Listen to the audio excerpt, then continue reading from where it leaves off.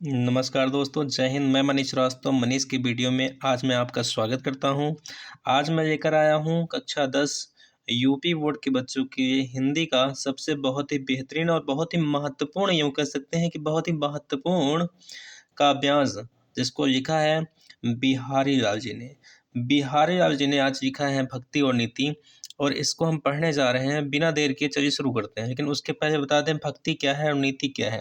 भक्ति में, भक्ति भावना में जितना हम भगवान के डूबेंगे तो डूबने से क्या होगा, और नीति में क्या होता है। नीति का मतलब होता है नियम, जो भगवान के द्वारा बनाए गए नियम हैं, उन नियमों पर अगर हम चलेंगे तो क्या होगा। तो बिना देर किए चलिए शुरू करते हैं हमारा प्यारा सा सेशन, भक्ति और नीति। तो एक एक शब्द ध्यान से देखिएगा, अगर थोड़ी सी निगाह हटी तो दुर्घटना घटी। यदि आपको वीडियो पूरा देखना है तो भी वीडियो पर रुकिएगा, और पूरा अगर देख लेंगे दोबारा किसी से पढ़ने की आवश्यकता नहीं पड़ेगी, ये मेरी गारंटी है आपसे। तो चलिए शुरू करते हैं मेरे प्यारे बच्चों। लिखा है कि मेरी भव बाधा हरो राधा नागरी सोई। हाँ हाँ बच्चों, मेरी भव बाधा हरो राधा नागरी सोई। जातन की छाई पर श्याम हरित दुति होई। तो बिहारी जी कहते हैं कि मेरी भव बाधा, भव में से होता है दुख, बाधा में होता है संकट। मेरे दुखों संकट को हरो, हरो में दूर कर दो। हे राधा रानी, मेरे दुख संकट को दूर कर दीजिए। राधा जी कैसी हैं? नागर ही हैं। नागर मीन्स क्या होता है बच्चों? चतुर। तो बिहारी जी कहते हैं कि हे चतुर राधा रानी, मेरे दुखों को दूर कर दीजिए, मेरे दुखों को हर लीजिए। क्योंकि मैंने सुना है कि जातन की, जिसके तन की, जिसके शरीर की छाई में छाया मात्र पड़ जाने से श्याम हरित दुत होय, वो श्यामल रंग का कन्हैया हरित में हरा भरा दुत होय हो जाता है।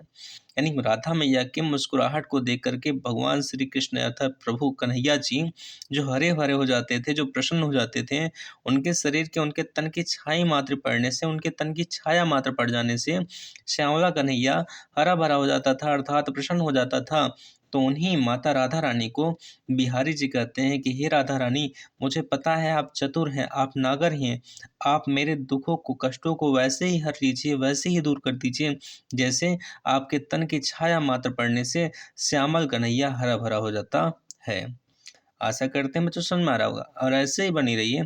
और इसको हम आज खत्म करके दिखाएंगे, और इतनी आसानी से खत्म करेंगे, इतनी आसानी से कि दोबारा आपको पढ़ने की आवश्यकता नहीं पड़ेगी। आगे कहा गया है कि मोर मुकुट की चंद्र कनु यो राजत नंदन, मनुष शेखर की यकस किय शेखर सतचंद। आगे मोर मुकुट, कन्हैया जी कैसे पहनते हैं? कौन सा मुकुट पहनते हैं? मोर का। मोर के पंखों का मुकुट जो कन्हैया जी पहनते हैं, उसमें चंद्रकोण, चंद्रमा रहता है। कभी आप देखेंगे मोर के पंखों, तो जो मोर का पंख होता है, उस मोर के पंख में ऐसे देखेंगे, ऐसे चंद्रमा, ऐसे जो आकार बना होता है, ये चंद्रमा का आकार है। ये चंद्रमा का आकार, इसके बारे में कभी क्या कहते हैं कि मोर का जो मुकुट कन्हैया जी अपने सर पे धारण करते हैं, उसमें जो चंद्रमा लगे रहते हैं, ऐसे जो चंद्रमा बने रहते हैं, उस चंद्रमा की वजह से नंद, नंद यानी बाबा नंद के नंद कौन है? कन्हैया जी। बाबा नंद के नंद अर्थात कन्हैया जी राजत बहुत ही अच्छे लगते हैं। राजत मीन्स क्या होता है? अच्छा लगना। बाबा नंद के पुत्र कन्हैया जी बहुत ही अच्छे लगते हैं जब वो मोर के मुकुट को लगाते हैं, और उस मोर के मुकुट में चंद्रमा जो बना रहता है वो बहुत ही सुंदर लगता है। ये चंद्रमा कैसे लगता है? इसमें देखिए लिखा गया है मनु। मन में क्या होता है? मान लीजिए। जनु जानहु जनहु मनु मानहु मनहु। यदि कहीं पर ऐसे वाक्य आते हैं, कैसे शब्द आते हैं, तो वो हमारा उत्प्रेक्षा अलंकार होता है। कहा गया मनु, मान लीजिए। शशि शेखर, शशि शेखर किसे कहते हैं? शशि शेखर महादेव को कहते हैं। महादेव के जो सर पे रखा हुआ है वह क्या है? वो चंद्रमा है। चंद्रमा जी को कहा किए हैं? भगवान शंकर जी अपने सर पे रखे हैं ना। तो मन, मान लीजिए। शशि शेखर अर्थात भगवान शंकर की अकस, अकस में से होता है ईर्ष्या, भगवान शंकर की ईर्ष्या बस शेखर यानी शंकर के शत माने 100 चंद्रमा से भी ज्यादा सुंदर लग रहे हैं। यानी जितने ज्यादा भगवान शंकर एक चंद्रमा को अपने सर पे अच्छे लगते हैं, हैं, उसी ईर्षा बस कन्हैया ने अपने सर पे 100 चंद्रमा को धारण कर लिया है, ऐसा प्रतीत होता है। यानी भगवान श्री कन्हैया के मोर के मुकुट में जो चंद्रमा लगा है, उसकी वजह से बाबा नंद के पुत्र अर्थात कन्हैया जी इतने अच्छे लगते हैं। मान लो भगवान शंकर के सर पर रखे गए चंद्रमा से वो ईर्ष्या बस अपने सर पे 100 चंद्रमा धारण कर लिए हो। सुन में आ रहा होगा बच्चों? अगर सुन में आ रहा है तो एक बार फिर से रिपीट करते हैं, फिर आगे बढ़ते हैं। देखो, मेरी भव बाधा हरो, राधा नागर सोय, जातन की छाई परे, श्याम हरि दुत होय। बिहारी जी कहते हैं कि हे राधा रानी, आप चतुर हैं। आपके तन की छाया मात्र से पड़ने से जो श्यामल कन्हैया होता था वो हरा भरा हो जाता था, अर्थात कन्हैया जी खुश हो जाते थे। वैसे ही आप मेरे दुखों कष्टों को दूर कर दीजिए, हर लीजिए। मोर मुकुट की चंद्रकन यह राजत नंदन, मनु शेखर की एकस किए शेखर सचंदन। मोर के मुकुट को जब कन्हैया जी, नंद बाबा के पुत्र कन्हैया जी अपने सर पर लगाते हैं तो उस मोर के मुकुट में बना हुआ चंद्रमा इतना अच्छा लगता है, मान लो भगवान शंकर के सर पर रखा गया चंद्रमा भी उससे ईर्ष्या खा करके भगवान कन्हैया ने 100 चंद्रमा को अपने सर पे धारण कर लिया हो। आइए बच्चों देखते हैं तीसरा नंबर कहा गया है कि सोहत ओढ़े पीत पटु अरे श्याम सलोने गात। मजा नहीं आ रहा ना? देखो अब आएगा।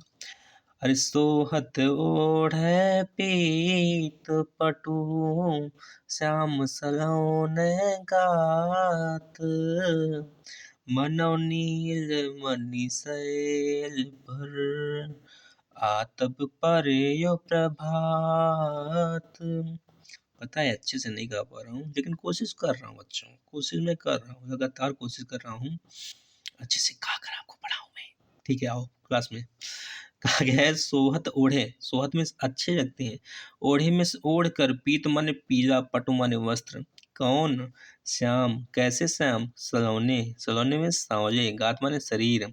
तो सांवले सांवले शरीर पर कन्हैया जी जब ओढ़ते और पहनते हैं क्या पीले वस्त्र को, तो इतना अच्छा लगते हैं। मनो, मनो में से मान लीजिए नीलमन शैल, नीलमन क्या है? पर्वत का नाम है कि नीलमन पर्वत से, अरुणाचल प्रदेश में भारत में सबसे पहले सूर्य उदय होता है, वहां पर है नीलमन पर्वत। तो कहा गया मान लो नीलमन पर्वत पर, नीलमन शैल पर, आतप में होता है परछाई या छाया, परियों में पड़ती है प्रभात में सुबह की, सुबह की छाया जिस प्रकार नीलमन पर्वत पर पड़ती है, मान लो वैसे ही कन्हैया दिखाई पड़ते हैं जब कन्हैया अपने सांवले शरीर पर पीले वस्त्र को ओढ़ते या पहनते हैं। फिर से देखो, सांवले शरीर वाले कन्हैया जब अपने शरीर पर पीले वस्त्र को ओढ़ते या पहनते हैं तो इतने अच्छे लगते हैं मानो नीलमन पर्वत पर सुबह के समय की छाया पड़ रही हो। आगे कहा गया बच्चों कि अधर धरत हरि कय परत, होठ डीठ पत ज्योति, हरित बांस की बांसुरी, इंद्रधनुष रंग होती, इंद्रधनुष रंग होती। अधर में सोता होठ, धरत में धरते हैं, होठ पर धरते हैं कौन? हरि। हरि में क्या होता है? भगवान श्री कृष्ण या कन्हैया जी। जब कन्हैया जी अपने होठों पर धरते हैं, रखते हैं क्या? बांसुरी को, तो क्या होता है? होठ, होठ में से उनके होठ का रंग कैसा है? लाल है। डीठ, डीठ में से क्या होता है? डीठ का तात्पर्य क्या है? डीठ का तात्पर्य यहाँ पर छाया से है। पट में से क्या होता है? पट में से होता है वस्त्र, उनके वस्त्र कैसे हैं? पीले हैं। और ज्योत में से क्या होता है? ज्योत में से होता है प्रकाश, उनके शरीर का रंग कैसा है? नीला है। तो जब कन्हैया अपने होठों पर बांसुरी को रखते हैं तो उनके होठ का रंग पीले रंग का रंग, उनके होठ का रंग कैसा है? लाल है। फिर डीठ, फिर उनका पट कैसा है? पट में वस्त्र कैसे हैं? पीले। और ज्योत में उनका शरीर प्रकाश कैसा है? नीला। तो उनके सर पर और उनकी आंखें, थोड़ी सी हमसे गलती होगी बच्चों, देखते हैं फिर से। यहाँ पर मैंने गलती की है, मैं एक्सेप्ट कर रहा हूँ मैंने गलती की है, क्योंकि यहाँ पर होठ का तात्पर्य रेड रंग से है, लाल रंग से है। और डीठ में क्या होता है? डीठ में होता है आँखें, और आँखें कैसी हैं? काली हैं। और पट में क्या होता है? पट में होता है वस्त्र। और ज्योत में क्या होता है? प्रकाश। कन्हैया जी जब अपने होठों पर बांसुरी को रखते हैं तो उनके होठ का रंग यानी लाल, डीठ यानी आँख का रंग यानी काला, पट यानी वस्त्र का रंग यानी पीला, और ज्योति में प्रकाश यानी उनके शरीर का रंग नीला। यानी लाल, काला, पीला और नीला मिला करके ऐसा प्रतीत होता है मानो हरित बांस की बांसुरी, हरे रंग की जो बांसुरी उन्होंने अपने होठों पर रखी है वो इंद्रधनुष रंग हो, तो वह इंद्रधनुष के समान दिखाई पड़ रही है। यानी इंद्रधनुष में कितने रंग होते हैं? 7 होते हैं। बैनिया फिनाला जानते होगे आप।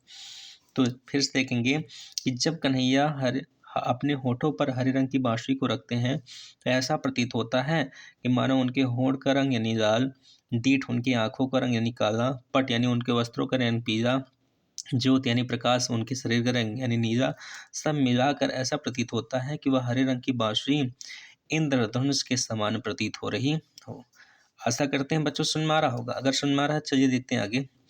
आगे कहा गया है कि या अनुरागी चित की गति समुझे नहीं कोई, ज्यों ज्यों बोड़े श्याम रंग त्यों त्यों उज्ज्वल होय।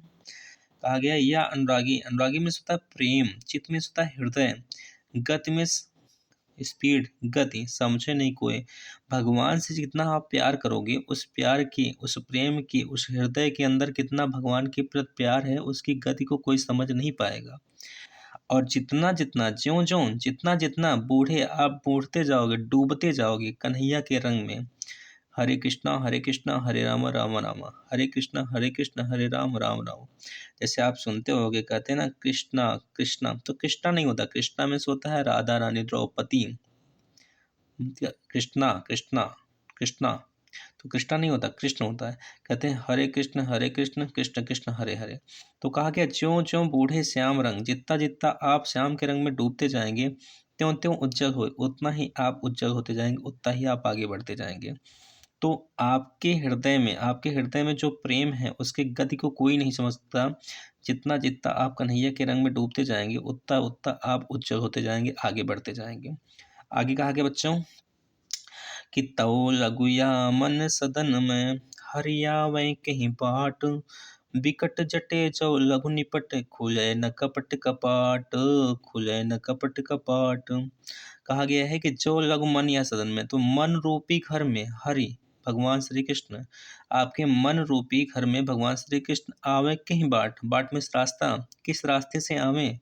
बिकट जटे जो लघु निपट, खुटे न कपट कपाट, कपट में सोता है बुराई, कपाट में सोता दरवाजा, बुराई के दरवाजे को जब तक नहीं खोलेंगे और अंदर जितने भी चीजें हैं बुराई चीजें, बुरा किसी का देखना, चोरी करना, बुराई करना, निंदा करना, जब तक इन सबको आप दरवाजे को खोल करके, बुराई के दरवाजे को खोल कर बाहर नहीं करेंगे तो हमारे हरि आपके मन रूपी सदन में किस प्रकार आएंगे, किस रास्ते से आएंगे? यदि आपको अपने मन रूपी सदन में, मन रूपी घर में भगवान को बुलाना है तो किस रास्ते से आएंगे? आएंगे तो, लेकिन जब आप कपट रूपी, बुराई रूपी दरवाजे को खोलकर उसके अंदर की जितनी बुराइयां हैं उनको दूर नहीं करेंगे तब तक भगवान नहीं आएंगे। तो अगर मन रूपी सदन में भगवान को बुलाना चाहते हो तो अपने बुराई रूपी दरवाजे को खोल करके अंदर के निंदा, चोरी या झूठ बोलना, इन सारी चीजों को दूर कर दो, भगवान आपके मन रूपी सदन में आ जाएंगे।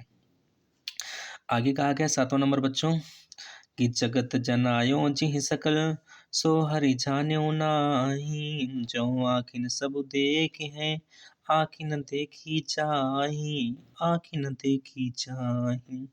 कहा गया जगत जनायो जी सकल, सकल में संपूर्ण, जी में जिसने, जिसने संपूर्ण जगत में संसार को जन्म में जन्म दिया है, जिसने संपूर्ण संसार को जन्म दिया, अर्थात कौन? Creator of the world Brahma ji. So Hari, Hari माने उसका भगवान, जानो ना है, उस भगवान को कोई जानता नहीं। ब्रह्मा जी के भगवान की पूजा नहीं होती, आप जानते हैं कि नहीं जानते हैं? जो इस संसार को बनाया वो ब्रह्मा ब्रह्मा जी हैं, उनकी पूजा नहीं होती है। तो किस लिए नहीं होती इसके बारे में हम थोड़ा आपको बताते हैं कि शास्त्रों में ऐसा कहा गया है कि भगवान ब्रह्मा जी जब इस पूरी सृष्टि को, संसार को बना रहे थे तो उस वक्त उन्होंने माता को बनाया, माँ सरस्वती को, और माँ सरस्वती को बनाया, उनके अंदर जान डाली। इतना सुंदर माँ थी कि माँ की सुंदरता पे वो मोहित हो गए, और सुंदरता पर मोहित हो गए, उन्होंने उनसे विवाह कर लिया। हालांकि चलिए ये ठीक था, परंतु ब्रह्मा जी के द्वारा किए गए इस कार्य से भगवान शंकर बड़े बड़े ही क्रोधित हुए क्योंकि उनका मानना है कि जब हम किसी वस्तु को या व्यक्ति को या स्थान को जन्म देते हैं, बनाते हैं, तो हम उसके पिता हो जाते हैं, हम उसके मालिक हो जाते हैं और एक पिता की एक पुत्री से विवाह हो गई। ऐसा भगवान भोलेनाथ का मानना है। तो इसीलिए भगवान भोलेनाथ ने उन्हें श्राप दिया था कि जिस संसार को तुमने बनाया है ब्रह्मा, उस संसार में तुम्हारी पूजा नहीं होगी। अतः अंत में भगवान ब्रह्मा बहुत निवेदन करते हैं, बहुत सारी क्षमा याचना करते हैं, तब भगवान शंकर ने उन्हें क्षमा किया और कहा कि मैं जो अपने श्राप को दिया हूँ उसे वापस तो नहीं ले सकता, परंतु हाँ, मैं इतना कर सकता हूँ कि तुम्हारी पूजा होगी, लेकिन हर जगह नहीं होगी, एक जगह होगी। तो आप जानते होंगे भारत में एक स्थान है राजस्थान में पुष्कर, जहाँ पर ब्रह्मा जी की मंदिर है और केवल भारत में एक ही स्थान पे ब्रह्मा जी के मंदिर है और वहीं पर उनकी पूजा होती है और वहाँ बहुत बड़ा मेला लगता है पुष्कर में, जो कि राजस्थान में है। तो चलिए आते हैं टॉपिक में। कहा गया है, जगत जनायो जी सकल सो हरि जानो नाय। जिस भगवान ने इस संसार को जन्म दिया है उस भगवान को कोई जानता नहीं। ठीक वैसे ही जो आंखें सब देखी है, जिस आंखों से हम पूरी दुनिया देखते हैं, आंख न देखी जाए वो आंखें अपने आप को कभी नहीं देख पाती। इसका अर्थात यह आशय है कि हम दूसरों की गलतियां बड़ी देखते हैं, लेकिन हम अपनी गलतियों को कभी देख नहीं पाते। मेरी क्या गलती, हमारी क्या गलती, हमें क्या सही है क्या गलत है, इसको हम नहीं जानते। हमें अपनी गलतियों पर पर्दा डालना आता है। तो दूसरों की गलतियां दिखती हैं, अपनी गलतियां नहीं दिखती। आगे आज का ये भक्ति का लास्ट हमारे सामने पद्यांश है। कहा गया है कि जब माला छापा तिलक सरने का काम, मन काचे नाचे वृथा, साचे राचे रामो, साचे राचे रामो, साचे राचे राम। आगे जप करने से, माला जपने से, छापा लगाने से, तिलक बरस लगाने से सारे नए को काम, एक भी काम होने वाला नहीं है। खूब जप करो, खूब माला करो, खूब छापा तिलक खूब बड़ा बड़ा लगाओ, पूरे शरीर में आप तिलक लगाओ, उससे एक भी काम होने वाला नहीं है। और अगर आपका मन कच्चा है, नाचे वृथा वृथा में, इस बेकार में, वृथा बेकार में चारों तरफ आपका मन नाच रहा है, तो आप एक चीज जानिए, साचे राचे राम। अगर कोई नाम सच्चा है ना, तो वह राम का नाम सच्चा है, राम का नाम सच्चा है। तो ये था भक्ति जो समाप्त हुआ बच्चों। अगर वीडियो अच्छा लगा तो प्लीज़ शेयर करिए, लाइक करिए, सब्सक्राइब करिए, कमेंट करिए। मिलते हैं, तब तक के लिए धन्यवाद। मिलते हैं अगले वीडियो में। तब ये थोड़ा खराब है। जय हिंद, जय भारत। अपना ख्याल रखिए और स्वस्थ रहिए, मस्त रहिए और पढ़ाई पर ध्यान दीजिए।